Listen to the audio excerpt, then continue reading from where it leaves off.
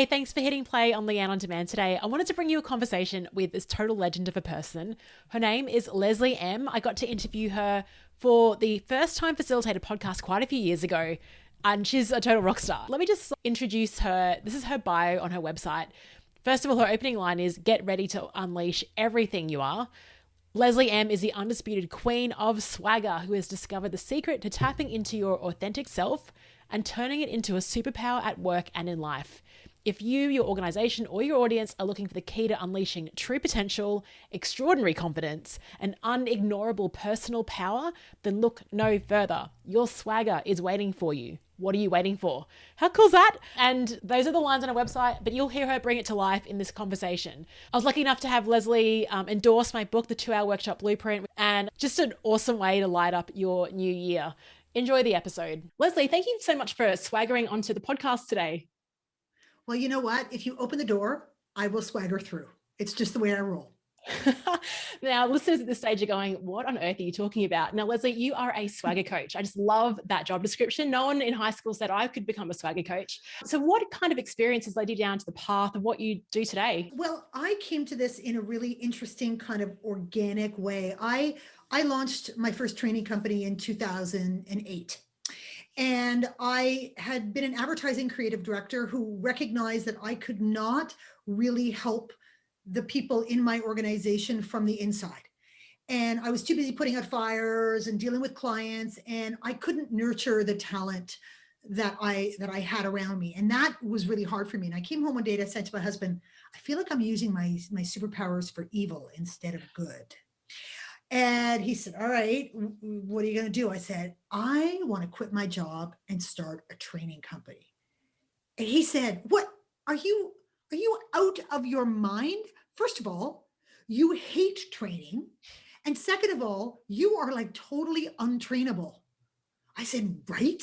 Who better to start a training company than someone who hates training and who's totally untrainable? Because if I can create experiences for people like me, then I'm probably onto something, you know?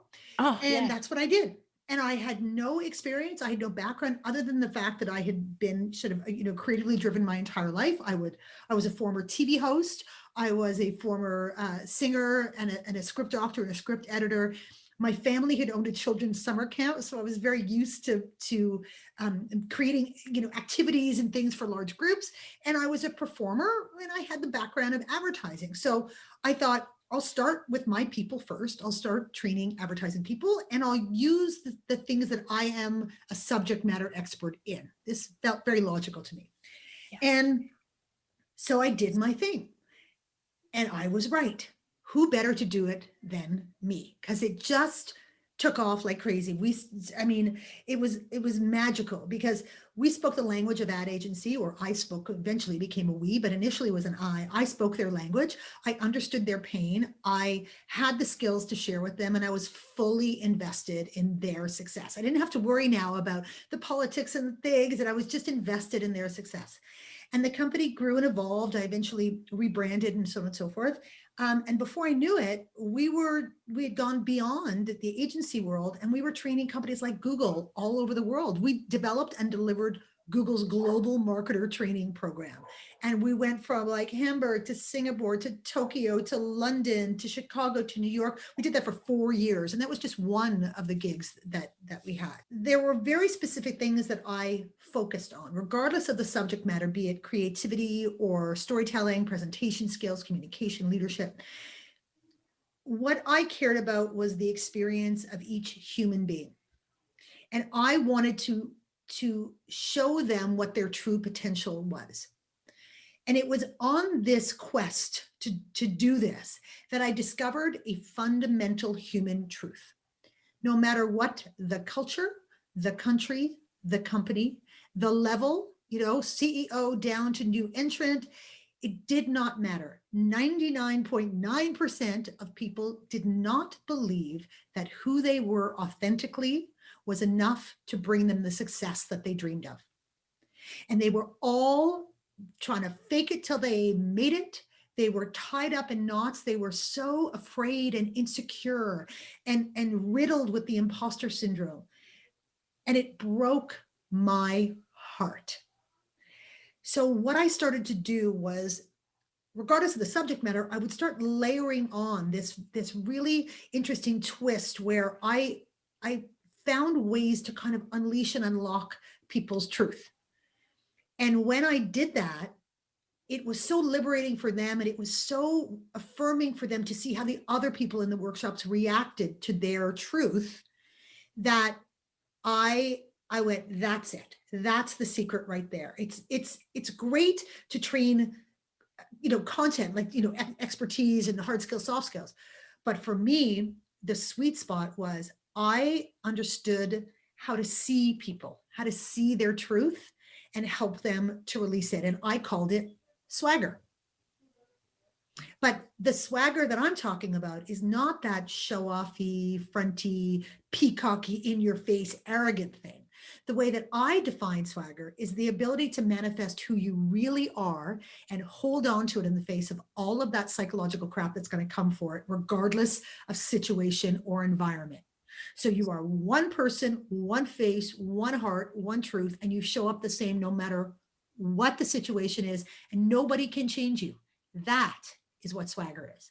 Oh my goodness. There is so much in that story. We could go in many different directions. First of all, big congrats on your training company. And a lot of people listening to the show, when I started the show 3 years ago, I was working internally, same as you. I'm like, gosh, most of this training sucks. Like, I want to deliver something awesome.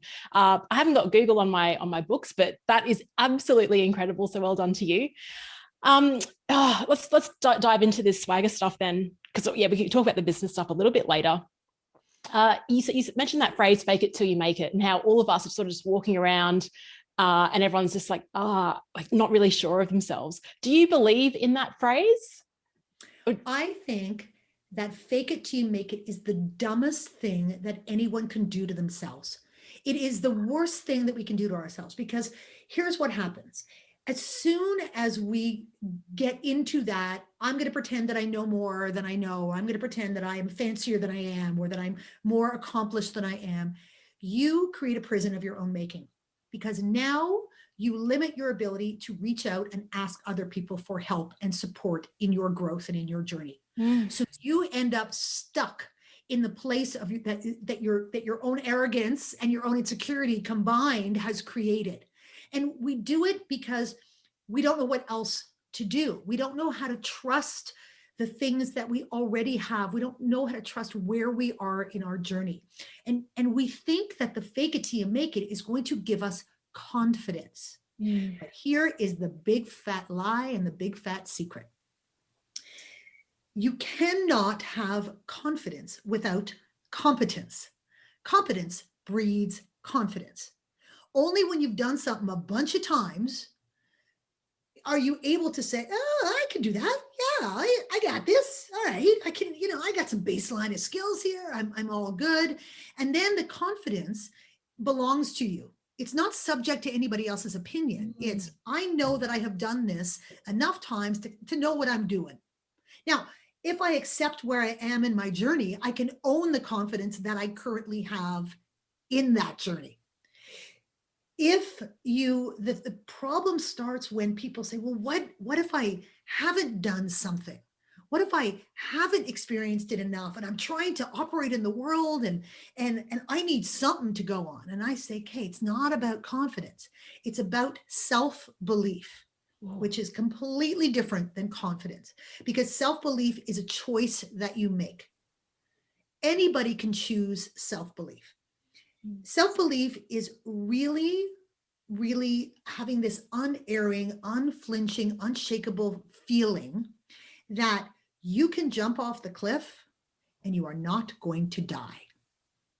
Yeah, you might hit a few branches on the way down, you might bounce, you might get a little bump or a bruise, you might fly, you don't know. But the one thing that you tell yourself for sure is, I'm not going to die. And anything that's going to happen to me in this endeavor that I give myself over to as a result of self-belief is going to lead me to confidence, which is going to lead me to confidence. So it's a paradigm, and it starts with self-belief every single time.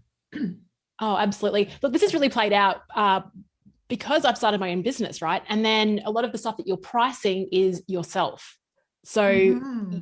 that is when I've seen this really play out. And I used to sort of roll my eyes when people would talk about mindset. And I'm like, just give me like the tactic, like tell me what I need to do. But honestly, and as you're talking about, it just comes back to how do you think about yourself? How do you value yourself?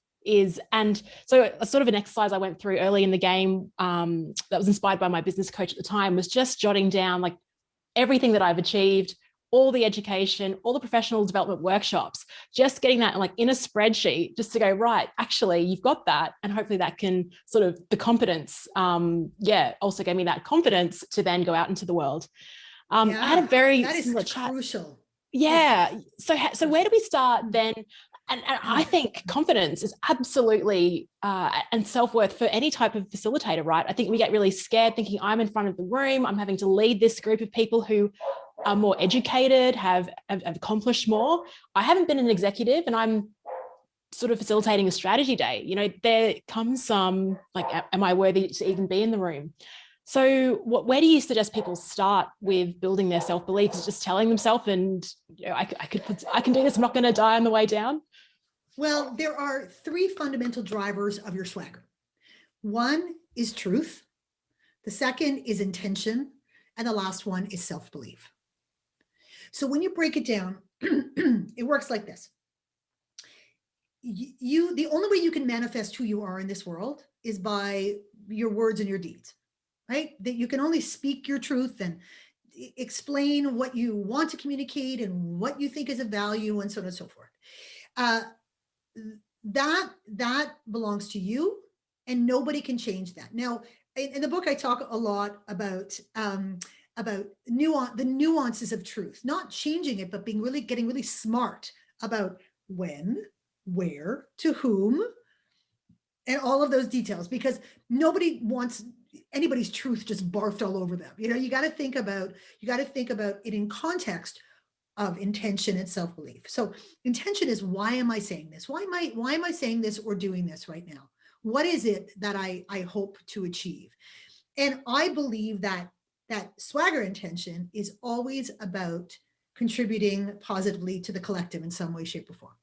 That if it's only about yourself, it's probably not going to go well, because you're going to get tripped up by arrogance and that, and tripped up by being self-serving, and it's need for lots of validation, and it gets very, very messy. So I say intention has to be, what do I hope this outcome is going to be for the collective and as a result for myself? Okay, how am I contributing positively to this? And then self-belief says, do I believe that I have the right to say this, that it will be a value to say this, and that that there's no reason why I can't say it? That's self-belief. Self-belief is, why not me? That's what my mother used to always say to me, right? Why not you? Who is better to say or do this than you? Okay. So what I focus on is, anytime we're in a situation, especially, I mean, listen, I've been there, done that, where you're in front of a room and you're saying, okay, I'm a subject matter expert in the thing I'm about to create. I may not be an expert in what they do, but they can't do what they do without me being here.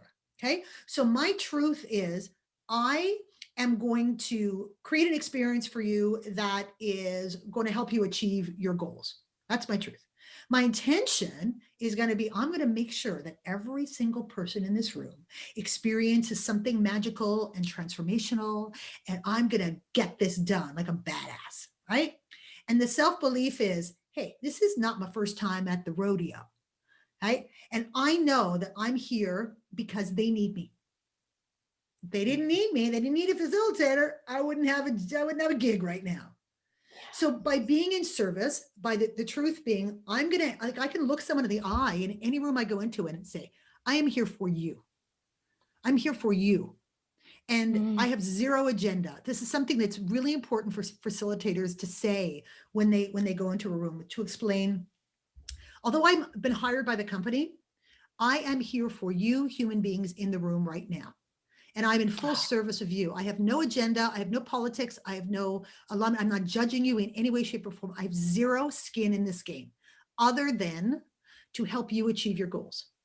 So when I ask for your trust, there's no reason to not trust me. There's no agenda. What you see is what you get. I'm here for you, right? And then you got to prove it. Then you got to, you got to walk the talk. But it really contextualizes things for people, because I always point out to them, like, say, look, everybody else in this organization will have an agenda about you. Everybody. Because you're a link in the chain, right? Your actions impact everybody else's actions, their status, their politics. It's the whole tribal thing, all of those things. Yeah. As an outsider coming in, I don't have that.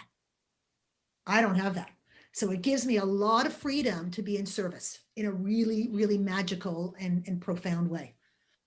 I love everything you're saying. Actually, I was just admiring the way that you talk. Like, it's so cool, like the language that you're using. I think it's amazing. I didn't say this earlier, but I'm so jealous of your previous career in like TV hosting and singing. It's like, oh my gosh, you got all these cool skills.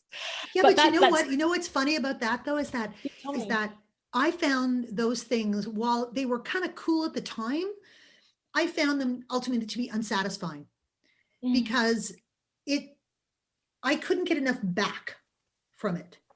I wasn't creating change.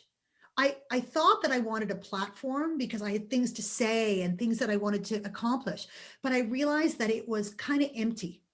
And the work that I do now is so intimate and so profound. And it's, I mean, when you work with someone, when you train a group of people and you encounter one of the people from one of your thousands of workshops that you've delivered, in an airport or in a thing or in a meeting or somewhere around the world, like it happens all the time. And people will say to me, that workshop changed my life. I would never see that again, that's the same way again. And I will never forget what you told me. And they can recite back to you what you taught them 5, 7, 8 years ago. I mean, I cry. I freaking lose my, you know what? Because I go, yes, that is my purpose in this world. This is my purpose, is to unleash human potential.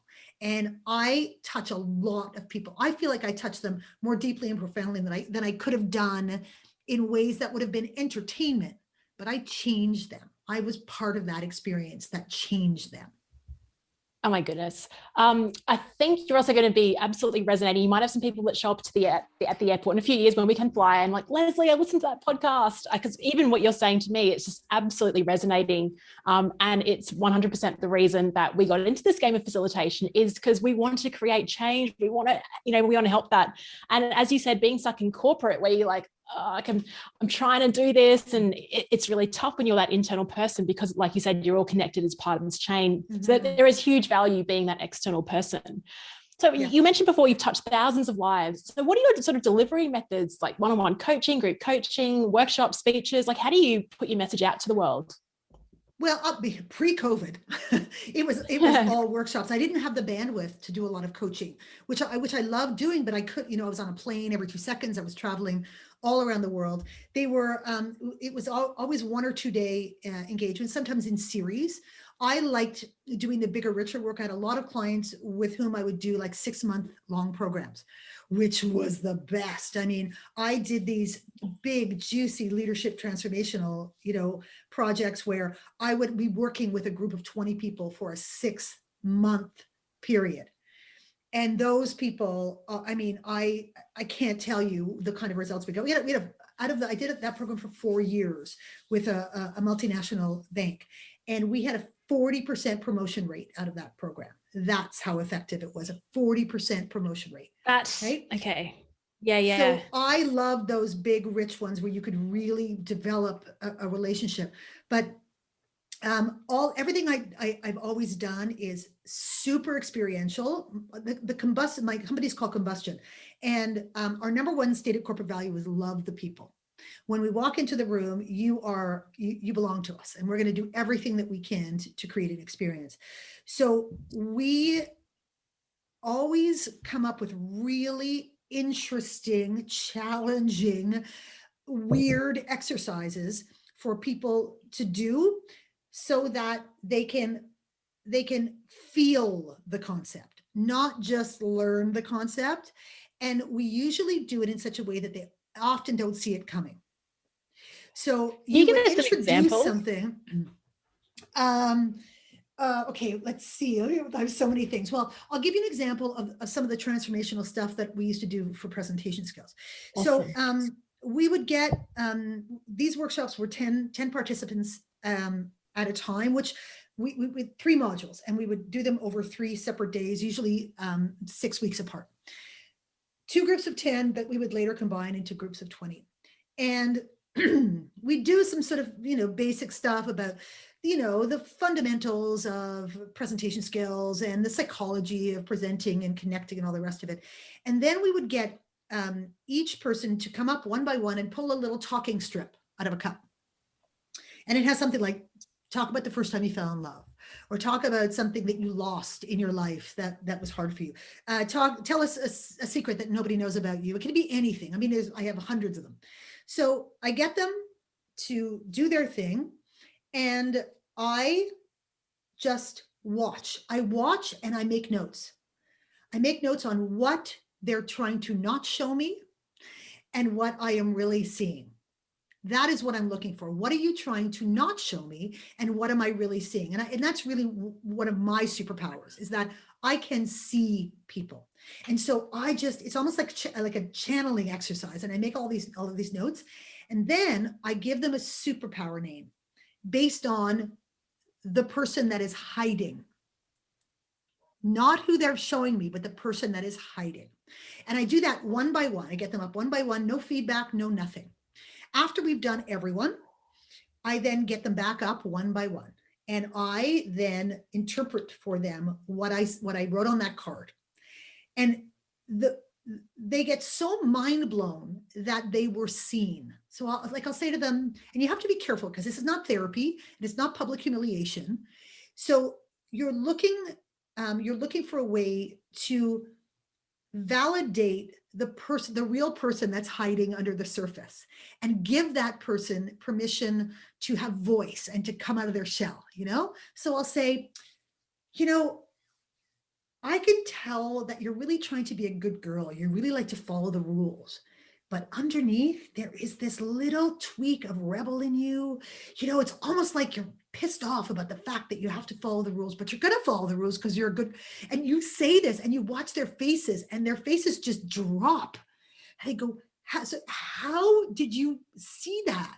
I'm like, because I could see how restrained you are, or held back you are, or whatever. Anyway, your superpower name is motorcycle, sweetheart, because you've got this conflict that you're sweet and good, but you've got this rebel edge to you. And it's like, it's such a superpower because you can shift modes. And then I tell them that all the ways that this is going to serve them. And then I get them to pull something else out of the hat. And I say, now let me see you. So once we do that, and then they come out, and I'll, and everybody is watching and stuff, they're completely different the second time around. And everybody in the room loses their minds. Oh my God, that was so much better. That was so amazing. Oh my God, oh my God, oh my God.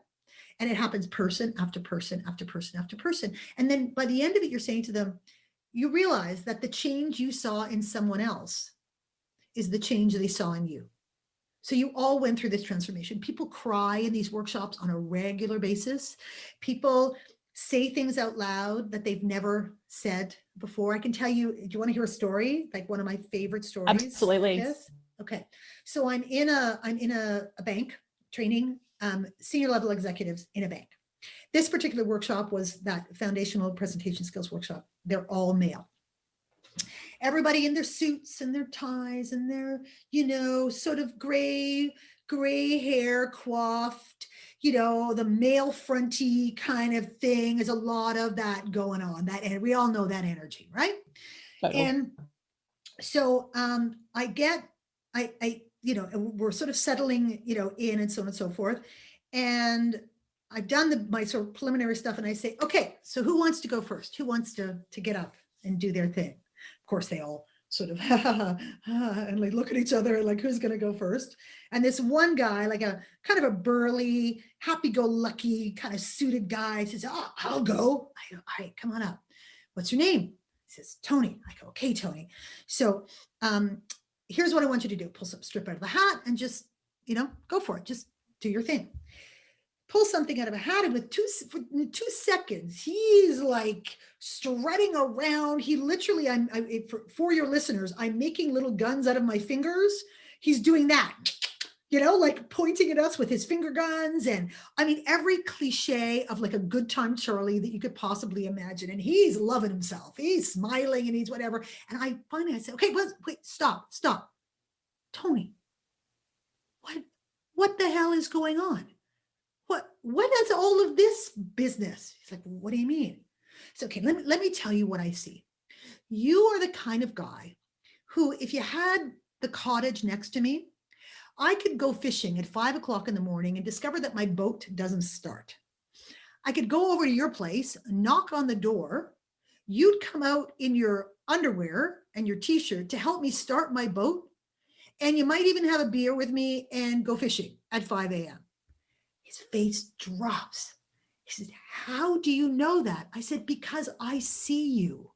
And I don't know what all of this stuff is that you're doing, but it is obscuring who you really are. And who you really are is delicious and approachable and warm. And I just need you to drop the bullshit. He's like, oh, okay. So I said, I don't want you to pull something out of the hat. I want you to talk about something that's important to you. Just talk about something that's important to you. He goes, okay. And you could see there's like fear around the eyes now. He's like, what's going on? I've just been like, jujued. I don't know what happened here, right? And he starts to talk because he's on the spot. He just picks the first thing he can think of. And he starts to talk about his mother, his little Italian mother, and how she had brought the family from Italy to Canada, and how she created this life for all of them, and was such a little tiny lady who was this fierce champion, and that she had so defined who he was. And as he's telling the story, like everybody's just quiet and listening to him. And then he says, and my mother, and then goes and clamps his hand over his mouth and starts to sob. And I was like, okay, Tony, you got this. Keep going, baby. You got this. He's like, my mother, I'm sorry. He turned his back, like both hands over his face. One of the guys got up and like hugged him in the middle of it and sat back down. I said, you got this, Tony. Keep going. He turned around again and he said, and when my mother died, I lost the sense of who I was. And he started to talk about how his whole identity had changed since his mother had passed, which had been relatively recently. And everybody in the room, like tears pouring down all of our faces. And I'm just like, I'm going to cry now. I was like, just keep going, Tony, keep going. And after it was over, I mean, he got standing ovation. Everyone, all his peers are cheering for him. And I go up to him and I throw my arms around him. And he says to me, like in my neck, he says, I don't know what happened. I said, Tony, you just found your swagger. That's what happened. That's one of my favorite stories of what the power of when you drop the front and you start to step into who you really are, and just how incredibly powerful it is for you and for the people around you. And his life did not end after that. He was not, shunned by his peers and all the rest of it. They saw him for who he really was, and not for this good time Charlie bullshit that he was trying to sell. Yeah, gosh, that's so powerful. You think of like all those months or years of everyone, like even myself, like building up an identity and being the way we think we should be, and how that can actually, so what you're saying is it doesn't take all those years to then unravel it. It can be an intervention like that, like Tony had there. So my question for you is on discovering your swagger and who you really are. I do a lot of self-reflection activities and I answer questions and journal and all of that. And still I'm like, do I really know who I am? And you mentioned that your superpower is seeing that in other people. Does it take someone else to recognize that? Because I often find there's a quote that I like, you can't see the label when you're inside the bottle. And often I'm like, oh, is this really me? Like, I don't know. Yeah, do you cover that in your book, or any tips for that? Yeah, we've got a whole thing about yeah. discovering the real you. I mean, listen, swagger is an ongoing journey. It's not, a switch that gets flipped. It's a series of steps and journeys, and it goes for your life. One of the things that I advise people to do is to do what I call analyzing the swagger gap. So I say, go and talk to someone who's known you since like 10th grade, who you're still friends with. So they know who you were when you were, unfiltered and unfettered, and, you didn't have a lot of front, because we don't, our front wasn't really, developed when we're in 10th grade. And ask them how they see you. Just get a little feedback. So how do you see me? Why do you like me? Why are you friends with me? What do you think is interesting or different about me? Blah, blah, blah. Then go talk to somebody who's known you for maybe, 10 years, or however long, however old you are. Someone who's known you for a chunk of time. Say, tell me, how do you see me? What is it you think? Blah, blah, blah, blah. Then go talk to somebody that you've worked with for a year and ask them how they see you. If everybody has a very different perspective, you have a big swagger gap. First of all, it means that you are being situational about who you are, and you haven't figured out how to hold on to the core of you and move it around with you. You kind of compartmentalize it and trot it out for different people at different times. You're probably, the real you is probably more through the eyes of the person who's known you since 10th grade, because they've watched you evolve and grow, and we mature and we become more sophisticated and so on and so forth. But when we're with them, we are still ourselves, because we feel safe and so on and so forth. So they get to see the more sophisticated version of ourselves, but we're not faking or fronting. We're just being more of a grown-up.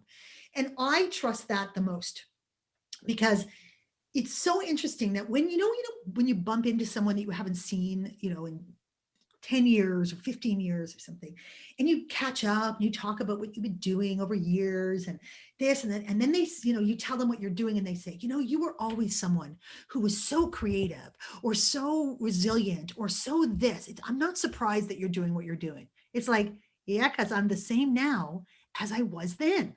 That's who I was before I learned to hide who I was. I could be seen. So it's a really easy way to do it. Do a little quiz with a bunch of people and get some feedback and go, yeah. The other thing too is I believe that we all have a voice in our head that tells us who we are. It's our job to sift through it and figure out what is being tempered or impacted by what I call our swagger blockers, the negative voices in our head, the inner critic, the inner saboteur. Because when we accomplish something, our first instinct may be, yay, good for me. I so earned that. I worked so hard. You have that. And then it doesn't take long before you go, but I don't know. Maybe it wasn't really that good. Maybe people aren't going to really like it. Maybe people just said it was good because they were trying to look good, and all of those things. That's the stuff you have to deal with. That's all the swagger blockers. But the stuff we tell ourselves when or before all of those things kick in, that's who we are. All the things, like when you get mad at someone and you go, screw you, I don't deserve blah, blah, blah, blah, but you don't say it out loud because you're afraid. The fact that you want to say it is who you really are. Right? And then it gets stuck in your blockers before you can get it out into the world.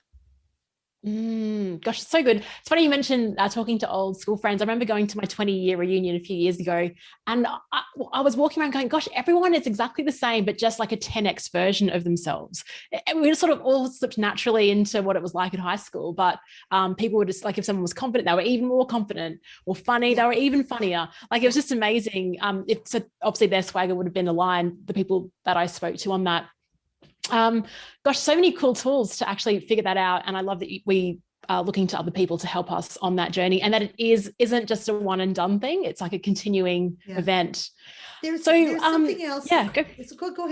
There's something else you talked about, what your business coach told you to do, which is to write down all of your accomplishments.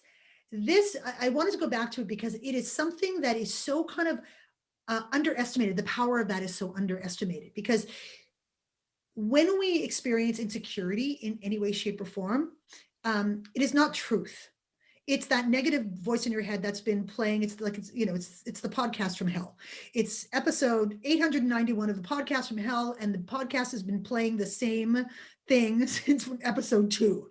And we do a huge number on ourselves when we're insecure, and we let that tape play. It's not even relevant anymore. It's not true. It's not relevant, but it's going to play. It's going to play if we let it.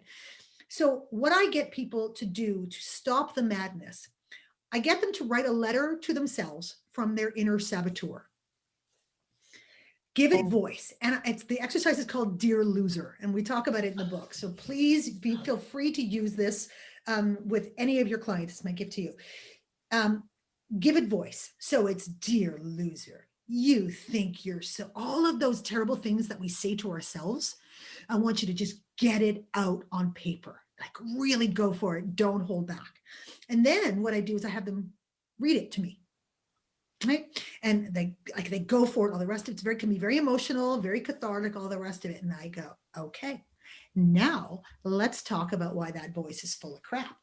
But we're not going to use opinion. We're going to use facts. So let's take this line by line by line and apply a fact from our lives that says, rebuttal, I don't think so. Let me tell you exactly why. And we write a rebuttal letter. And then I get them to condense the rebuttal letter into some kind of a mantra or a short form thing that they can use to interrupt the old voice every time it rears its head.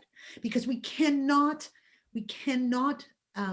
stop the voice in our head, but we can record over it. Great. Something different. Yes. I love that. Right? I love that analogy of the podcast and then recording a voice over the top of it, of course, because we're recording a podcast. And I'm just trying to think of like those voices in my head. Like sometimes I think I've attributed a lot of stuff in the past to, I was just really lucky. Like I was in the right place at the right time. But you think, hang on, no, like the relationships were built, the work was done, like you did this, like, yeah. So all that stuff, I think that's a wonderful idea. I'm just geeking out so much on what you're offering. When's your book coming out? In May? It comes out May 10th. Okay. It's available on all the fave bookseller platforms. You can also, if your listeners are interested, if they want to join the Swagger Collective, which is just a community that I'm building of subscribers. I'm not a big newslettery person. It's not my jam. It's not my thing. But I'm trying to pick and choose things that I think are going to be of value to like-minded swagger seekers and swagger lovers. So you can go to swaggerthebook.com or leslieehm.com and join the Swagger Collective. What you're going to get right away, because I got to spread the love, is you'll get a chapter of my book instantly. You're also going to get a proof of swagger assessment. A little fun little test that you can take to determine, where am I in my journey? How am I doing? How am I tracking? And it's a good baseline for before you read the book, because after you read the book, oh my God, you are going to be able to unleash such profound swagger into the world. I mean, that's the title of the book, Swagger, Unleash Everything You Are and Become Everything That You Want. And it's, you guys will love it. Your audience will love it because it's all kinds of exercises in it. Super duper practical, all the rest of it. I actually have a companion workbook that I'm working with now so that it can go out into the world and do its good work. I want the book and the people who champion the book and facilitators and trainers to just, enjoy it and use it as a way to really help unleash the potential and the swagger in everybody they encounter. And that's absolutely why we signed up to be facilitators and trainers. Everyone I talk to is like, I love that moment where I get a shiny eye or a spark of inspiration in my workshop. Like, that's why I do what I do. That's like the common response. So we're absolutely, I think this is a very well-timed conversation, actually, because I'm sort of working a lot on just this foundation of mindset, recognizing that any tactic out there it can be done, but it's all driven by how I see myself and how I share that with the world. And I love what you talked about in terms of I'm here in service. And I think Neen James, who was on the show, shared a very powerful quote. If you stand in service, you won't be nervous in relation to speaking, but it's same as what you're talking about. It's the collateral of us being of service is that we also serve ourselves. And yeah. And the part of it too is to to make sure that you are fully bringing yourself to the party as a facilitator. Yeah. Because when you do, you create an experience that is 100% unique, that nobody else but you could be creating. And the magic you create in that room could not be created by anyone other than you and the combination of those human beings who are in the room. You create something unique every single time. And you want to strive for that. You know, you want to really push for that and say, I'm going to be the most me that I possibly can, so that this is a unique experience for them. If you're trying to fit into some cookie cutter, image of a facilitator or a trainer, you're trying to recreate something that has already existed because you've learned from things that have already existed. Do you, boo. Do not be afraid to fly your freak flag high in that room, because it gives other people permission to fly theirs. And I wish people didn't need permission. Unfortunately, they do. And you have the power to give them that permission. Always respect their individuality, respect their experience. I'm all about love and respect, but let your freak flag fly, just go all in and all out. I just love it. This has been such an amazing conversation, Leslie. I just find, like, we're talking virtually, but I can just feel your energy through the monitor. Love your story, love what you're sharing and the value that you're bringing out into the world with your new book. And so we'll pop a link to all of that in the show notes for this episode, as well as contact details for Leslie. Leslie, you're a superstar. Thank you so much for swaggering in. Thank you so much for giving Swagger a platform. I'm like the conduit for Swagger. So thank you for allowing Swagger to have a voice. Thank you so much.